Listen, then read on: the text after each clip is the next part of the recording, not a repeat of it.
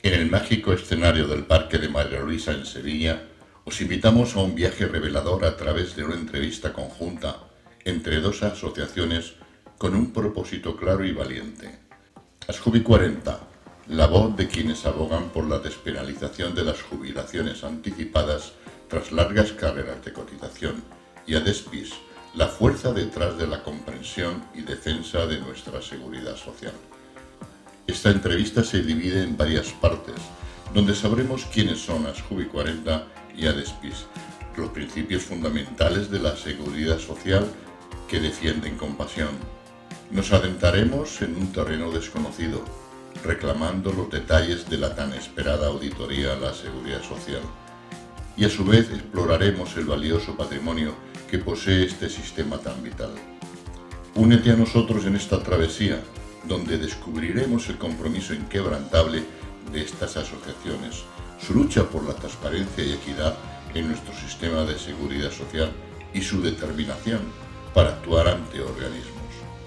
Acompáñanos en esta inspiradora conversación donde conoceremos a Manuel Barrera, secretario de Asjubi 40, y a Pepe Gil de Adespis, experto en materia de seguridad social.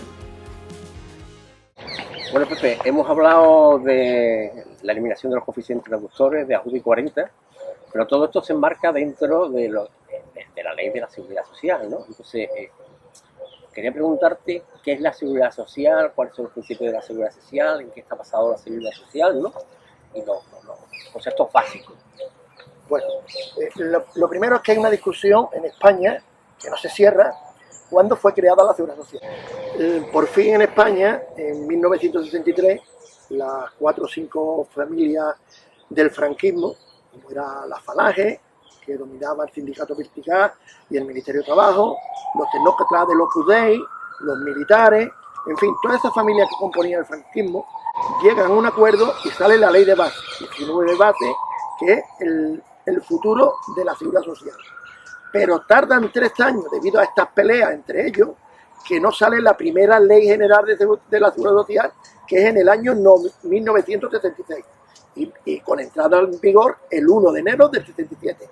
Y de ahí arranca la primera ley de seguridad social en España, que es la que tenemos actualmente con todas las modificaciones que ha habido y las que habrá. Pero la ley sigue siendo la misma. Cuando llegó la Constitución, la ley no se cambió y continúa. Otro principio muy importante de nuestro sistema es la unidad de caja. Y este ya fue refrendado en la Constitución, en el artículo 149, que dice: el Estado es el único titular de los fondos y recursos y de las obligaciones y de las prestaciones del sistema. Por lo tanto, todo el jaleo que hay ahora de intentar transferir para intentar formar un gobierno, ya hay una sentencia del Tribunal Constitucional que la seguridad social tiene unidad de caja y no puede ser transferida. Y esto lo dice la Constitución, no lo dice nadie. El otro principio es el solidario, solidaridad, entre las generaciones de los activos frente a los pasivos, los que ya estamos jubilados, y entre los territorios. Porque en este país, nuestra seguridad social se cotiza donde trabajas, donde está la empresa, y cobras donde vive. No tiene que ver nada el vínculo cotización, cobro de pensión. Las cotizaciones actuales se usan para pagar las prestaciones actuales de los que ya no trabajan, que están en jubilación o en invalidez. Otro principio que tenemos es el de igualdad. Este es muy importante. Es el mismo trato en igual situación y trato distinto en situación distinta. Aquí podríamos meter el caso de Asjubi, porque una persona con 15 años cotizado, con complementos al mínimo, cobra igual que una persona que tiene más de 40 años cotizado y se ha jubilado voluntaria o involuntariamente antes de los 65 años y cobran lo mismo. Y esto es, aparte de que entra en el apartado de la contributividad del sistema, aquí se rompe la igualdad. Todo el mundo en la seguridad social recibe una prestación en función de lo cotizado y del tiempo cotizado. Para todo el mundo igual, hombre, mujer y cualquier persona. El Tribunal Constitucional ha dicho: corresponde al Poder Legislativo determinar y regular el contenido de la protección del artículo 50 de la Constitución española, porque ya se ha recurrido. donde dice que tiene que haber pensiones adecuadas. Pensiones adecuadas es un término jurídico indeterminado y el tribunal dice que sea legislativo quien regule esto. No se ponen de acuerdo, entonces, ¿quién tiene que marcar cuál es el límite, no? Bueno, el Tribunal Constitucional ya ha dicho claramente que el legislativo quien tiene que especificar qué es una pensión adecuada. Sí, pero el legislativo no lo hace. No lo hace. Entonces tendrán que ser el pueblo cuando vote, exigirle a tus partidos representantes que esto se regule de una puñetera vez. Estos 4 principios que he leído han sido refrendados todos por el Tribunal Constitucional. Luego la Seguridad Social tiene otros principios. Uno muy importante, el de reparto. Este enlaza con el principio de solidaridad y con el de unidad de caja. Las cotizaciones actuales se usan para pagar las pensiones actuales. Y los pensionistas cuando trabajaban, cotizaban para los pensionistas que vienen en su época, para aquellos que ya estaban jubilados. Es un error que se está produciendo mucho en redes, en la confusión que hay. Es un error decir, ¿dónde están mis cotizaciones? Y las quiero ahora. Y esto no es así. Esto sería un sistema de capitalización. Y por suerte, en España, es de los pocos países que tenemos un sistema de reparto puro. Bueno, aquí quiero hacer una salvedad. Menos en accidentes de trabajo y enfermedad profesional, que las pensiones se capitalizan a través de la mutua. Otro principio, y muy importante, es el de la contributividad del sistema. Eso es la proporcionalidad que hay entre lo aportado por cotizaciones y lo que recibe en prestaciones, en este caso la jubilación. Lo que no puede ser que actualmente con 15 años cotizados puedes recibir la misma cantidad, si le aplican los coeficientes de mínimo, que un trabajador con más de 40 años cotizados aplicándole los coeficientes reductores. Y el ejemplo lo tenemos en la policía local, que con 35 años cotizado, recibe el 100% y se jubila con 59 años. Y así mucho más colectivos. Pepe, comentando el tema sobre lo que comentas de la contributividad, mira, te voy a poner un ejemplo muy gráfico, ¿vale? Tú sabes que para acceder a una pensión contributiva mínimo hay que tener 15 años cotizados, ¿no? Y esos 15 años cotizados te dan derecho a una pensión contributiva, pero al 50% de tu base reguladora. Conforme vas cotizando años, desde los 15 hasta los 36 y medio, cerca de 37, que cobraría el 100%, pues conforme vas subiendo años, pasan del 50% al 60%, al 70%, al 80%, ¿no? Bueno, yo te voy a poner un caso, por ejemplo, un caso real. Una persona que tiene 44 años cotizados, se jubila anticipadamente, de forma involuntaria, a los 61 años.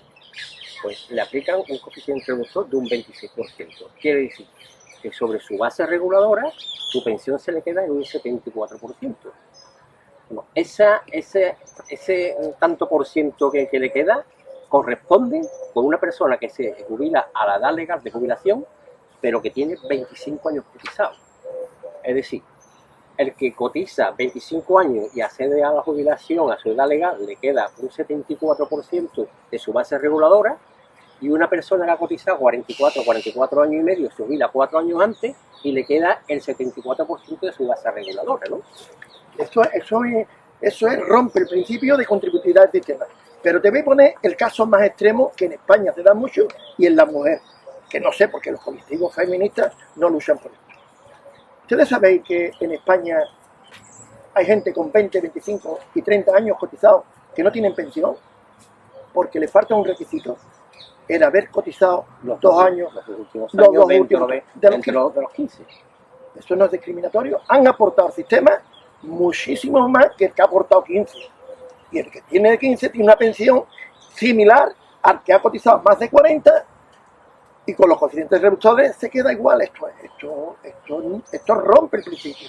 Hay que volver al principio de contributividad.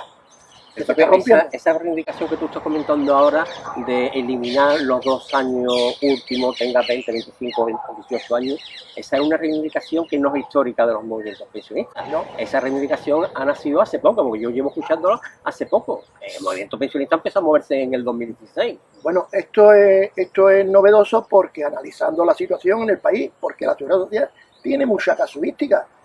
Ya había un principio que hablamos ahí de igualdad, donde se trata por igual cuando las situaciones iguales y se trata desigual a situaciones desiguales. Entonces, si tú le aplicas todos estos principios que estamos describiendo a una persona concreta, en su situación concreta, no puede ser discriminatoria con otras, porque su situación cambia. No puede romper el principio. El principio de contributividad se está rompiendo y empezó a romperse con los que tienen más de 40 años cotizados.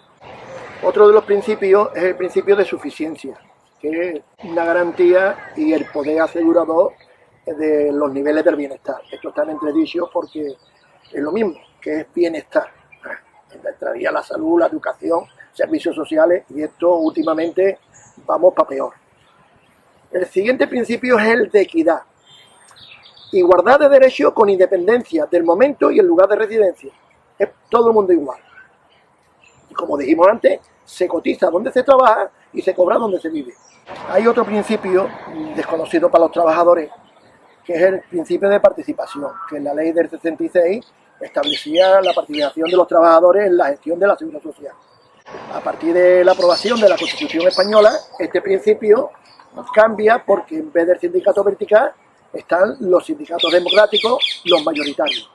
Aprovecho la ocasión para decir que actualmente en la Comisión Ejecutiva del INS hay 3 sindicatos, 3 representantes sindicales, uno por comisiones, uno por UGT y otra por LSTV, que son los que aprueban todos los años las cuentas de la Seguridad Social. Pero sobre el tema de las cuentas y el patrimonio y la deuda histórica hablaremos más tarde.